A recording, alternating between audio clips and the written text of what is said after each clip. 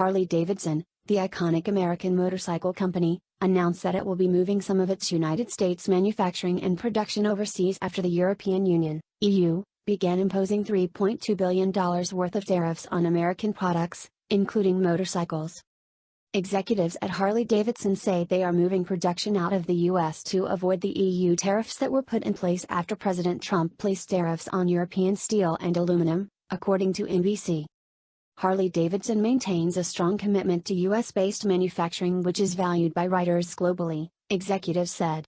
Increasing international production to alleviate the EU tariff burden is not the company's preference, but represents the only sustainable option to make its motorcycles accessible to customers in the EU and maintain a viable business in Europe. Europe is a critical market for Harley-Davidson. Harley-Davidson executives said the company would not raise prices on their motorcycles, but rather they will absorb the cost and are expected to lose up to $100 million.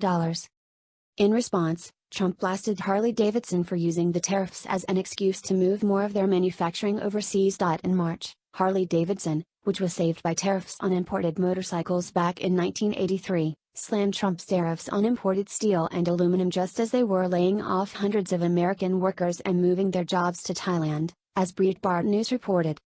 In January, Harley-Davidson announced that it would be closing its plant in Kansas City and moving leftover production to York, Pennsylvania. The decision to close the Kansas City plant will result in about 260 American manufacturing workers losing their jobs.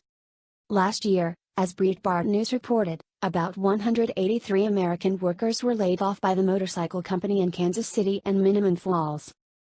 Free trade agreements like CARIS and NAFTA helped open up overseas markets for multinational companies to outsource their American manufacturing jobs to countries like Mexico, leaving millions of Americans laid off in the process.